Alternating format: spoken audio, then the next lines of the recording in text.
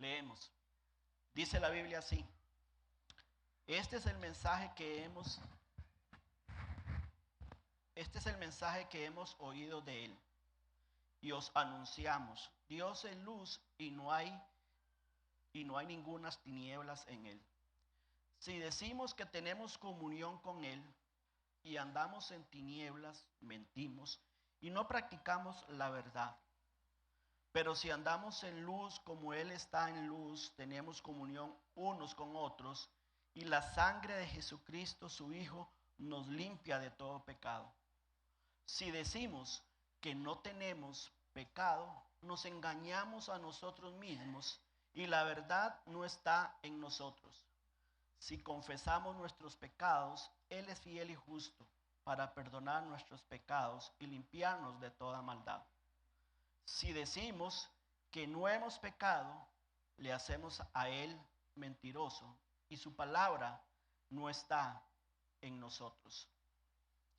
El domingo pasado estuvimos viendo la primera parte de este mensaje y el mensaje que le hemos titulado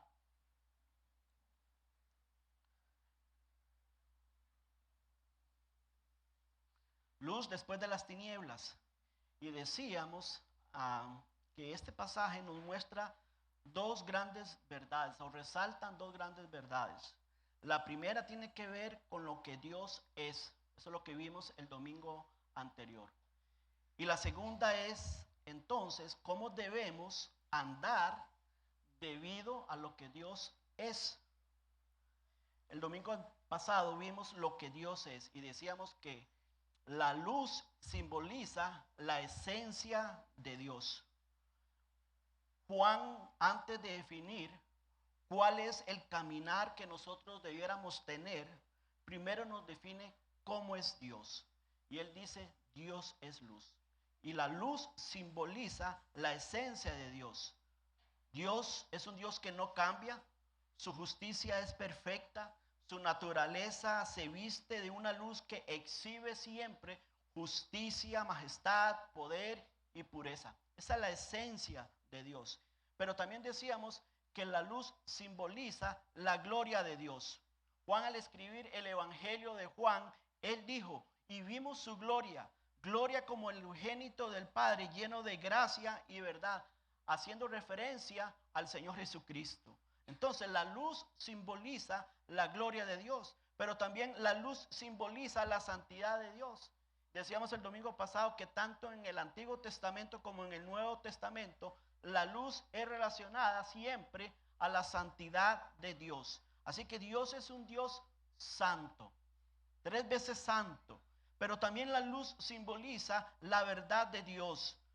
Decíamos también que hay una guerra espiritual siempre, hay una batalla por la verdad. Por eso es que Satanás trata siempre de alterar la verdad de Dios.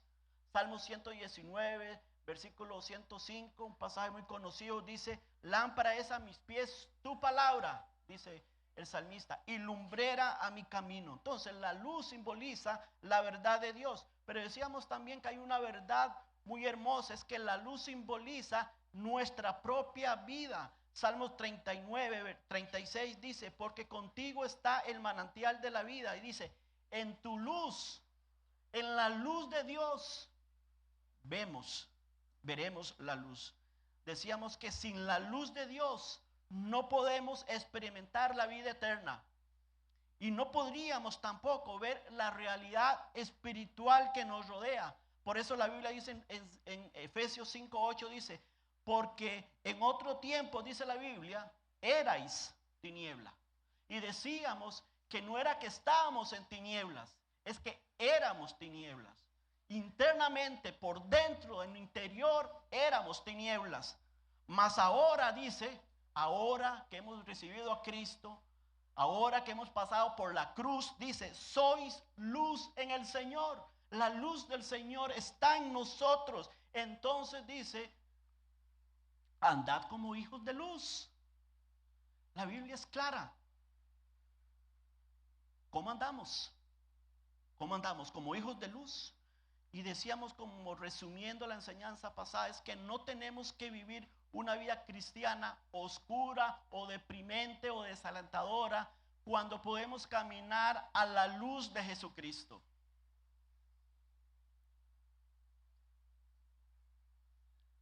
Ahora, la pregunta es, ¿cómo podemos caminar a la luz de Dios? ¿Cómo es posible que siendo pecadores podemos tener una relación con Dios? ¿Cómo es posible que usted y yo como pecadores podemos tener una relación con un Dios que es santo, que es perfecto, que es luz?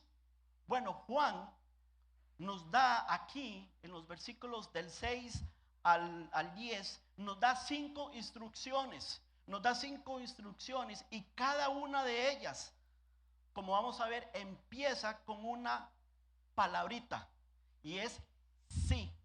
La palabra sí. Usted ve en los versículos del 6 al 10 esta palabra 5 veces.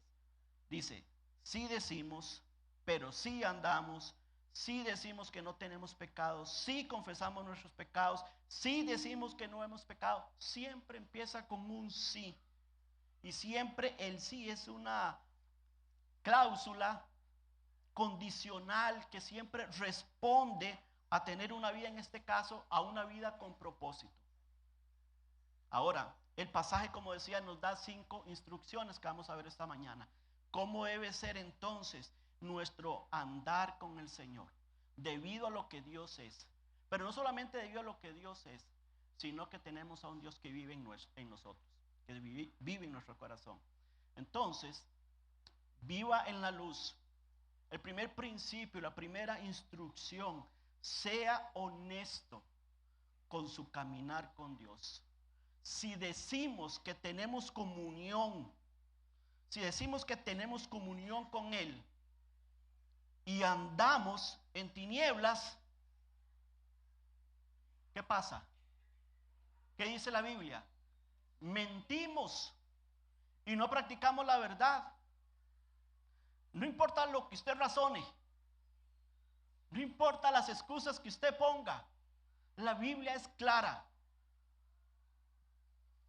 Si decimos que tenemos comunión con Él, lo que Juan está diciendo es, vivamos de acuerdo con lo que creemos, vivamos de acuerdo con lo que nosotros afirmamos que somos. Si somos hijos de Dios, como decía Efesios, caminemos como hijos de Dios.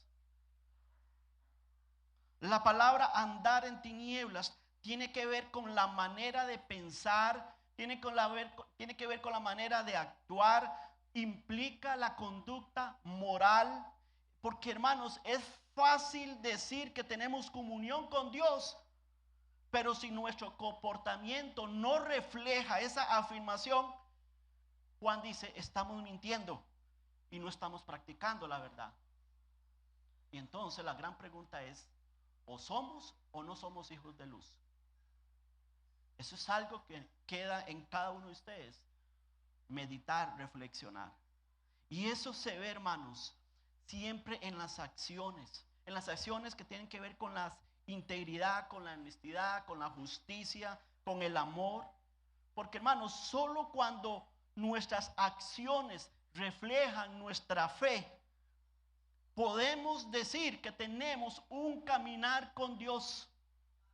No podemos decir que caminamos con Dios si nuestras acciones no lo reflejan, no lo muestran. Hermanos, no piense que mientras permitamos que el mundo nos meta en su molde, podemos tener una buena relación con Dios. Juan nos dice, no se engañe. No se engañe. No estás practicando la verdad. Una doctrina salida del mismo infierno en el cristianismo moderno es minimizar o redefinir el pecado. Hoy la sociedad redefine el pecado, aduciendo que los tiempos son diferentes.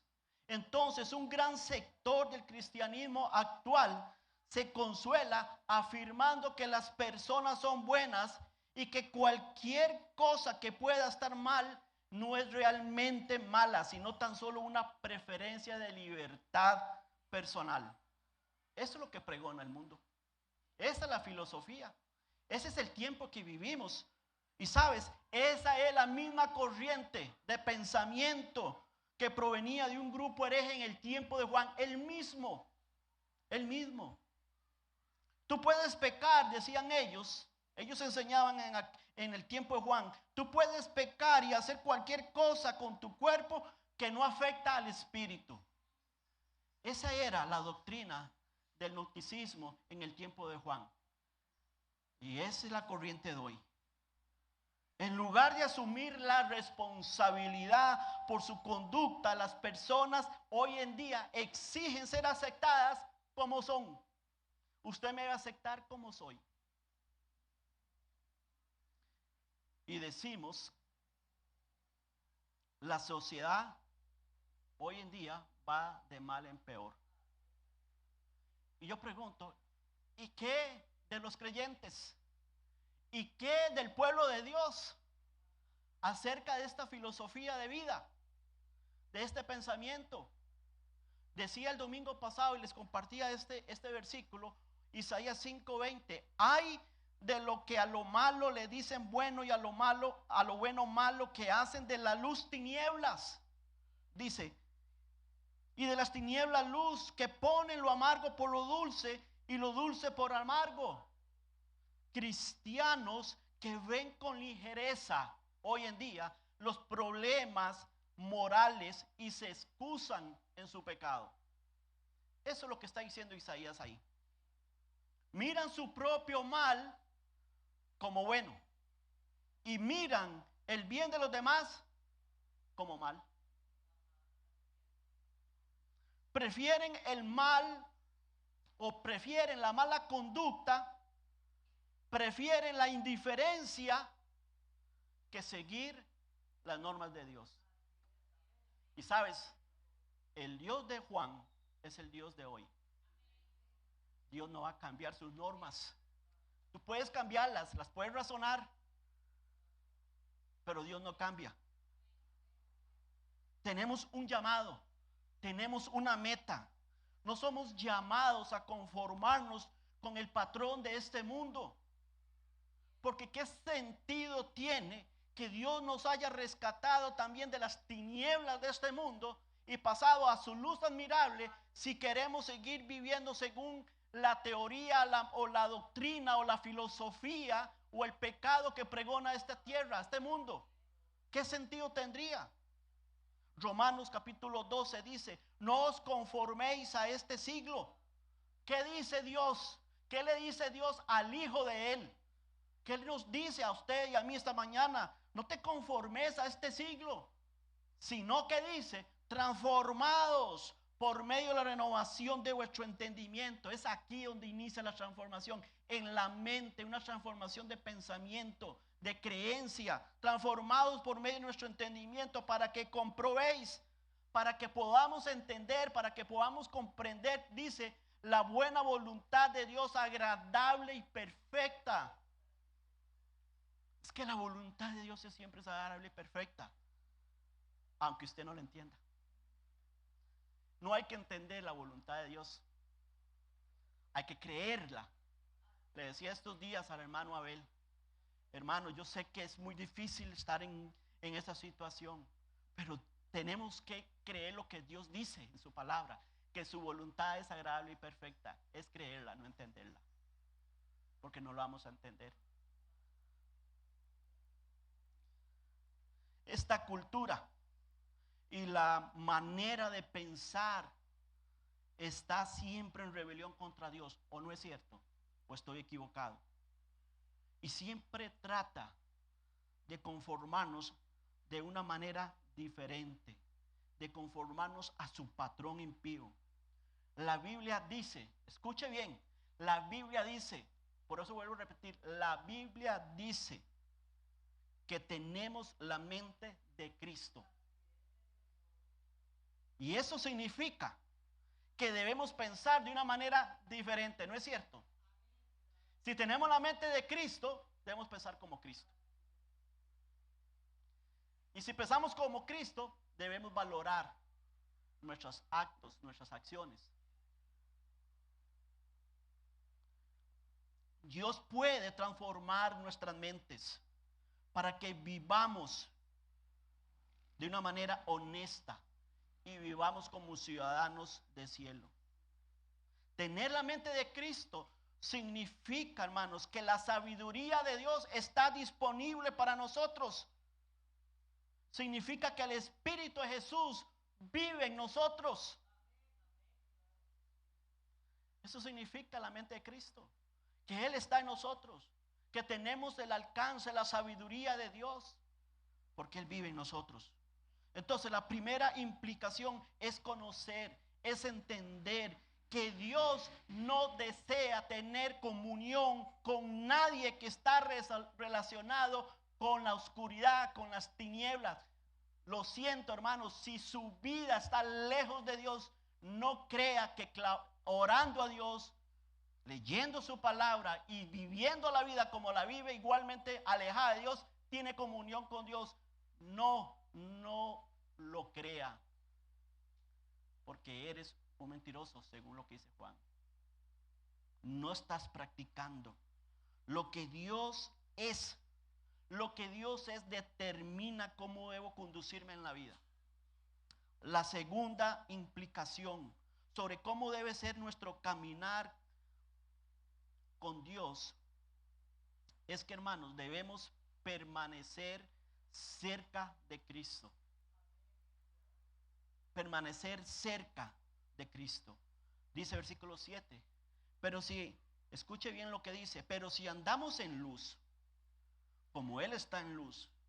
Si estamos en luz, si tenemos una buena comunión con Dios, si estamos caminando de una manera honesta con delante de Dios, y eso no significa perfección, sino significa un deseo por buscar la voluntad de Dios. Dice, entonces, si andamos en luz como Él está en luz, tenemos comunión. Esto es muy importante lo que dice aquí. Tenemos comunión unos con otros, y la sangre de Jesucristo, su Hijo, nos limpia de todo pecado. Andar en la luz es andar en la verdad. Andar en la verdad o andar en la luz es caminar con Cristo.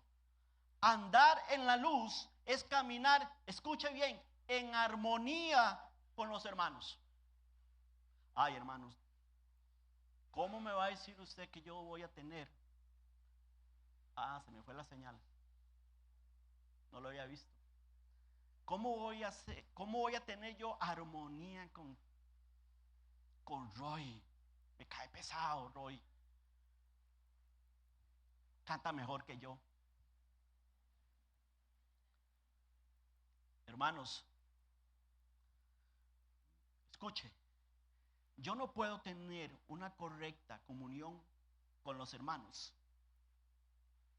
si no tengo una honesta comunión con Dios.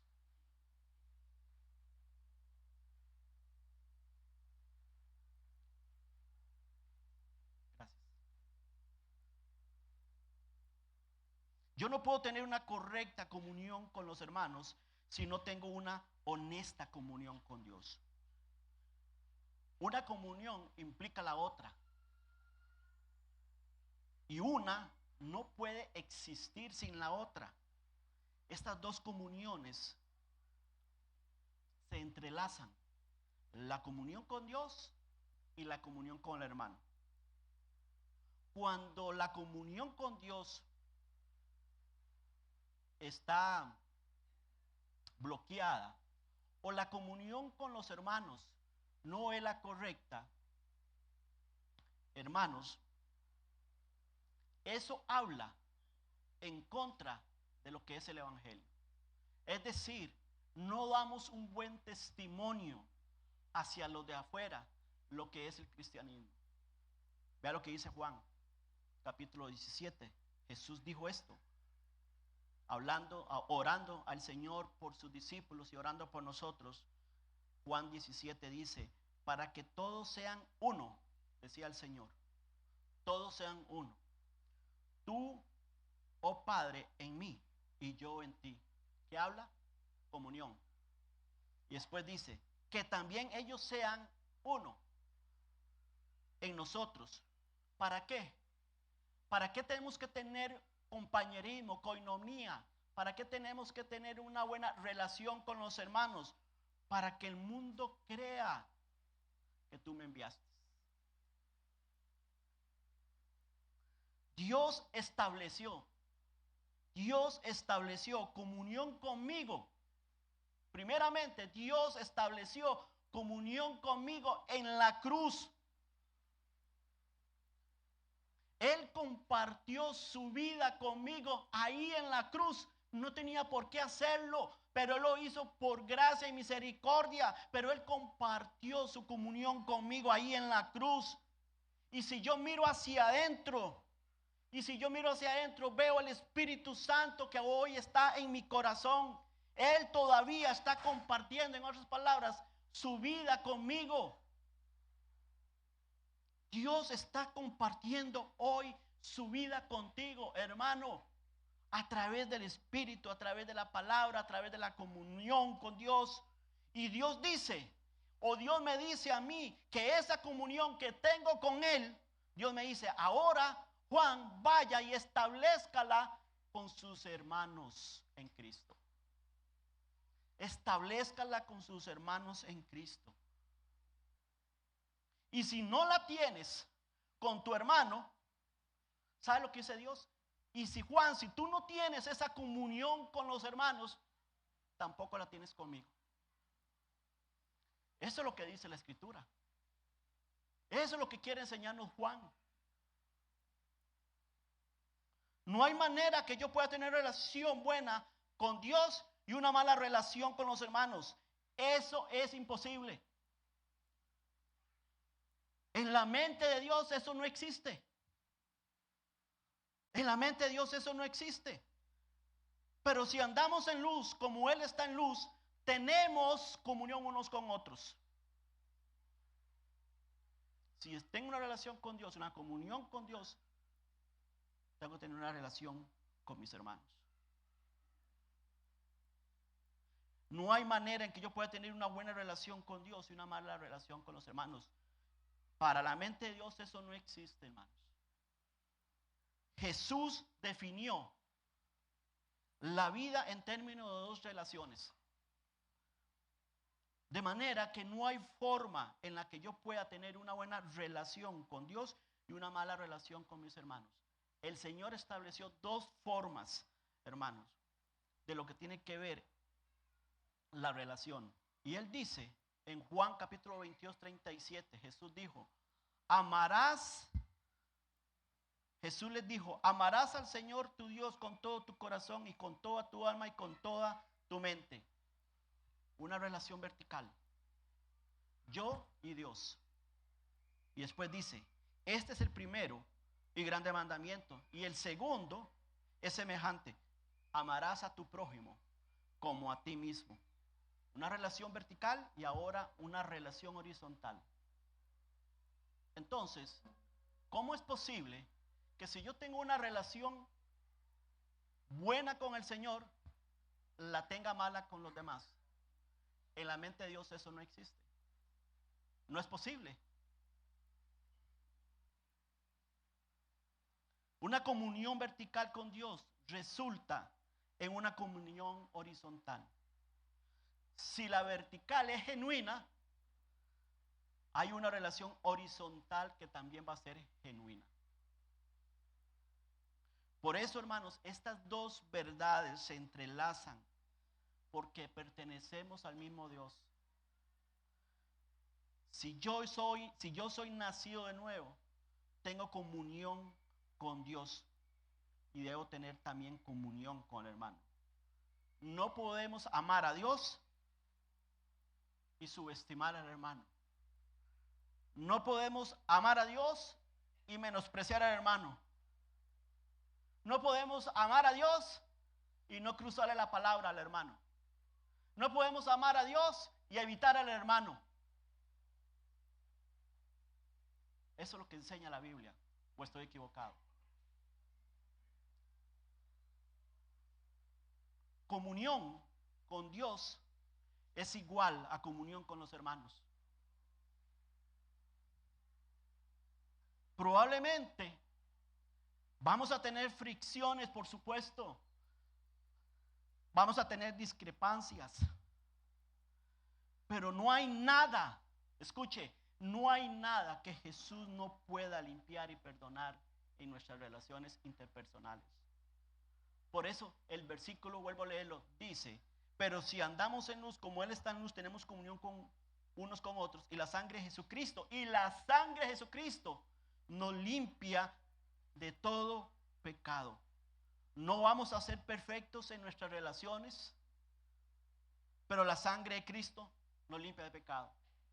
Tenemos como hacer posible restaurar esa relación, esa comunión con los demás. No sé si me hago entender, pero es una indicación aquí. Juan no se refiere a la perfección sin pecado. De lo contrario, no habría pecado que limpiar, ¿no es cierto? No hay relación perfecta. Porque si hubiera una relación perfecta, entonces ese último pasaje, y la sangre de Cristo nos limpia de todo pecado, no debería decir. Pero gracias a Dios por la sangre de Cristo. Gracias a Dios por la oportunidad que tenemos para poder arreglar nuestras discrepancias con el Señor, con los hermanos y con el Señor, por supuesto, para que Él restaure esa relación. Seamos honestos con nuestro caminar con Cristo. Permanezcamos cerca de Él para poder establecer relaciones afectivas con los demás, honestas, sinceras. Aprenda esto: comunión con Dios es igual a comunión con los hermanos. No puedes tener comunión con Dios y hacer lo que muchas veces hace la gente. Yo voy a la iglesia, escucho la palabra de Dios, salgo y me voy, y no me relaciono con nadie para no tener problemas con nadie. ¿Ha escuchado eso? Y Dios diría: no. Estás equivocado. No tienes comunión conmigo. No tienes una verdadera comunión conmigo. Y esto implica las relaciones entre creyentes, entre el núcleo familiar, cuando hay hermanos en Cristo en el núcleo familiar. ¿Cómo está tu relación con los demás? No, yo prefiero no hablarle al hermano para evitar problemas. Prefiero no decirle, así evito problemas. Y sabes, estás desaprovechando una promesa que Dios dice aquí. Y la sangre de Cristo nos limpia de todo pecado. No somos perfectos, pero la sangre de Cristo nos limpia de pecado. Podemos acudir a Él. Tercer instrucción que Juan nos da acá: rechace el pecado como norma de vida.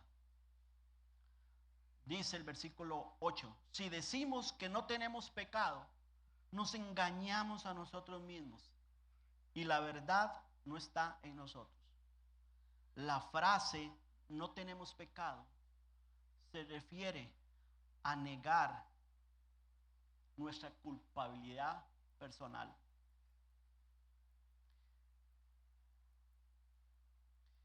Hermanos, debemos elegir tener vidas que le agraden al Señor.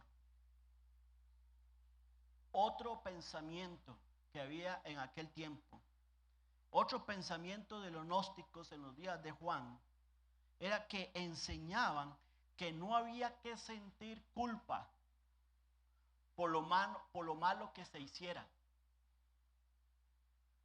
Ellos decían, el pecado no es tan malo y no hay necesidad de sentirse culpable acerca de lo que siente o hace. Si quiere disfrutar la vida lo que tiene que hacer es quitarse de la cabeza la idea de culpabilidad. Pensamiento humanista 100%. Y más que humanista, diabólico. El pensamiento humanista de aquel tiempo es igual al de hoy. Les doy este ejemplo. Un reconocido predicador, quizás el más influyente o el más popular de los Estados Unidos,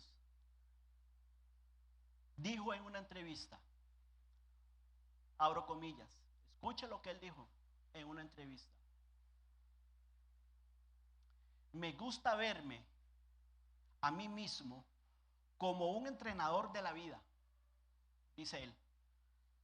No hay por qué dar un mensaje donde la gente se sienta culpable.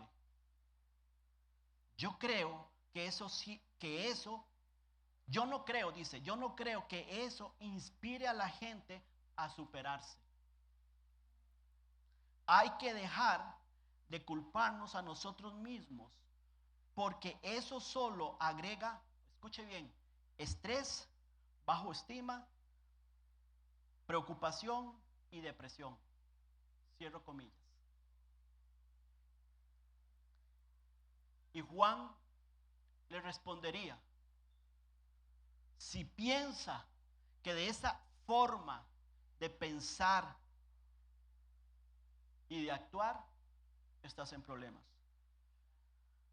Porque no va a estar pensando esa persona nunca en la verdad, sino en justificarse y racionalizar su pecado. Y eso es una corriente de hoy en día. Hoy, hermanos, hoy en esta sociedad, en este tiempo, la gente piensa así. Ese tipo de pensamiento es el que guía al autoengaño. Como dice Juan aquí, nos engañamos a nosotros mismos y la verdad no está en nosotros. Rechaza el pecado como una norma de vida, porque eres hijo de luz. A menudo tendemos a negar nuestros errores o minimizar la gravedad, creyendo que somos mejores de lo que realmente somos. Elijamos buscar la verdad y a vivir para Cristo. Rechace, hermanos, rechace el pecado como norma de vida. Hay una cuarta instrucción, hermanos, que si usted y yo la seguimos, esto va a arreglar todas las anteriores. Y es, hermanos, reconozca y confiese su pecado. Si confesamos nuestros pecados, Él es fiel y justo para perdonar nuestros pecados y limpiarnos de toda maldad. Pecados. Anteriormente decía pecado. Ahora Juan utiliza la palabra pecados. La diferencia es que Juan se está refiriendo a una comunión que establecía anteriormente unos con otros. Cuando nos equivocamos en nuestras relaciones y hacemos lo indebido, pecamos. Pero Juan ahora está hablando de pecados. La palabra confesar es un verbo que significa consentir con otro, decir lo mismo acerca de algo.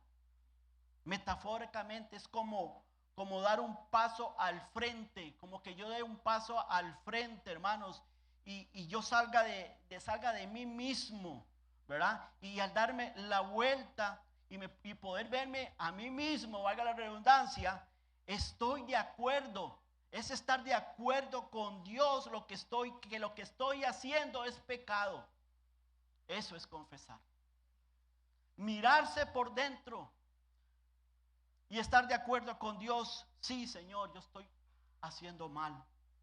Confesión es admitir que estamos desobedeciendo a Dios y luego es estar de acuerdo con Él de que no estamos haciendo lo correcto.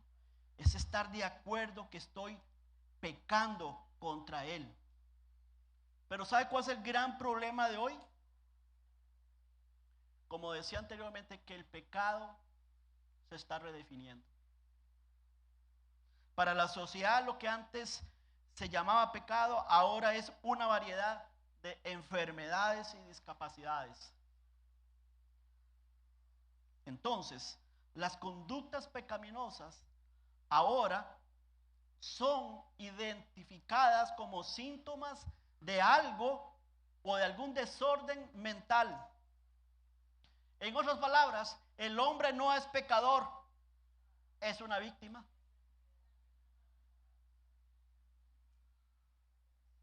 El hombre no es pecador, es una víctima.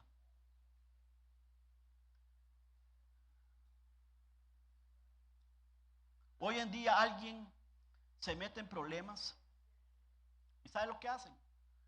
Culpa a la cultura, culpa a la educación, culpa a un desorden personal o a un desorden de personalidad. ¿Por qué? Porque decir estoy enfermo es mucho más fácil decir que pequé.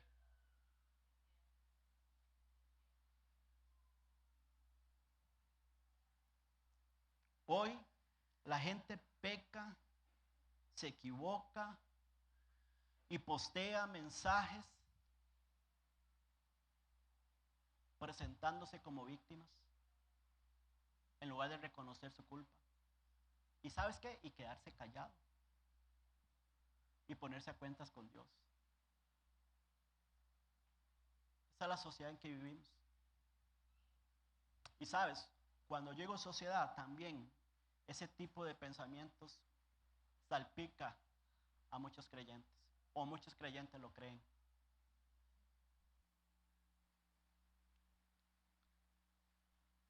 La gran lección que Juan nos da aquí, inspirado por el Espíritu Santo,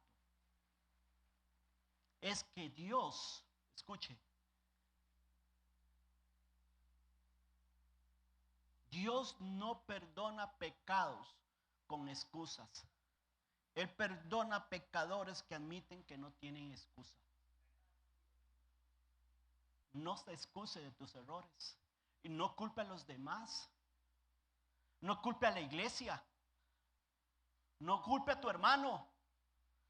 No culpe a tu esposa. No culpe a tu esposo. No culpe a tus hijos.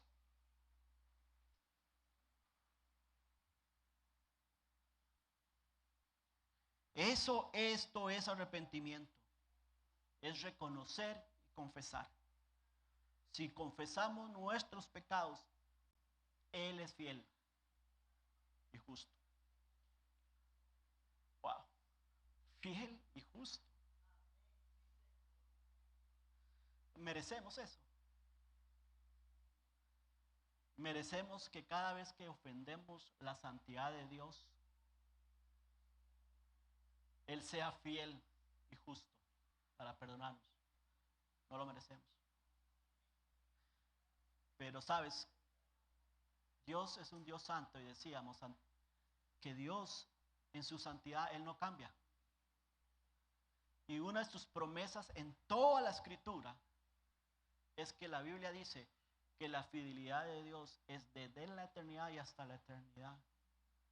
Por esa fidelidad que Dios ha prometido y que guarda hasta el día de hoy, por esa fidelidad Él la toma y la aplica cada vez que usted y yo lleguemos a Él en arrepentimiento y confesión. Y aplica su perdón. No lo merecemos, pero Él lo hace por amor a nosotros. ¿Cómo no vamos a aplicar esa gracia, ese perdón para con los demás?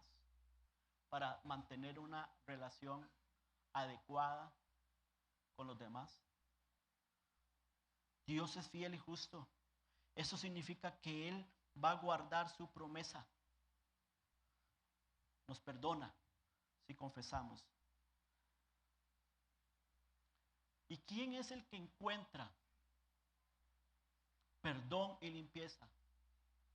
Juan dice, aquel que admite todo y acepta la culpa y llama al pecado por su nombre. Reconozcamos nuestros pecados para que Dios nos limpie de todo pecado. Lleguemos ante Dios con un corazón contrito y humillado. Y una última instrucción que parece simple, pero no es tan simple. Póngase a cuentas. Si decimos que no hemos pecado, le hacemos a Él mentiroso y su palabra no está en nosotros. El que anda por la vida practicando el pecado está yendo en dirección, ¿sabe de qué? De la disciplina de Dios. Si sos o eres hijo o hija de Dios. Si estás practicando el pecado y no obedeciendo al Señor, estás en dirección a la disciplina del Señor. Pero no solamente estás en dirección a la disciplina, sino que también, hermanos, estamos en dirección de perder las recompensas que nosotros tenemos en el cielo. La palabra de Dios dice en Juan 1:8, mirad, según de Juan 1:8, mirad por vosotros mismos. ¿Para qué? ¿Para qué tenemos que mirar por nosotros mismos, haciendo referencia a nuestro estilo de vida, a nuestra conducta? ¿Para qué? Haciendo referencia a nuestro andar con el Señor. Mirad por vosotros mismos. No que otros miren por usted. No, usted mire por usted mismo. ¿Para qué? Para que no perdáis el fruto de vuestro trabajo, sino que recibáis galardón completo. Hay un galardón. A menos que se ponga a cuentas con Dios y confiese sus pecados, Dios le va a perdonar y limpiar de todo pecado. De lo contrario, ¿sabes? La disciplina está a la vuelta de la esquina. Pastor, pero tengo como 20 años de andar caminando errante. Vengo a la iglesia, pero practico el pecado como nada y no me pasa nada. Espérate, hijo. Si sos hijo de Dios, la Biblia dice que Dios disciplina al que toma por hijo. Y sabes, cuando la disciplina viene. No juegue con Dios. Póngase a cuentas con Dios, ¿es mejor? ¿O no? ¿O estoy equivocado? Hermano, no ha pasado nada. Sigo siendo la misma persona exitosa en mi trabajo. No me falta nada. Estoy bien. Todo me sale bien. Pues arrodíllese y léele gracias a Dios por su misericordia. Y reflexione y póngase a cuentas con Dios entonces. Dios nunca va a contradecir su palabra, por más excusas que pongamos. Cuando caminas en oposición abierta a la verdad, llegarás a torcer la verdad de Dios. ¿Sabes por qué? Porque quiere justificar su pecado. Dios nos libera de culpa cuando confesamos nuestros pecados. Escuche, Dios nos libera de culpa cuando confesamos nuestros pecados. Satanás nos mantiene siempre esclavos. Dios nos libera, Satanás nos mantiene esclavos. Nos mantiene ahí en esa cárcel. Ponte a cuentas con Dios.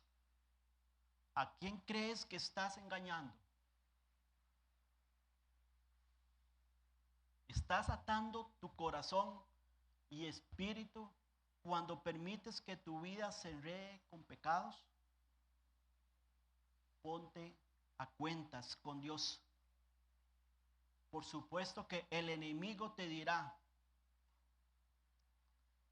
el enemigo siempre te va a decir que estás ahí hundido en el pecado, que has abandonado su relación con Dios. Te va a tener cautivo ahí. Pero Jesús te dice, esta mañana, Jesús nos dice, viva a la luz conmigo. Ven a la luz. Ponte cuentas conmigo.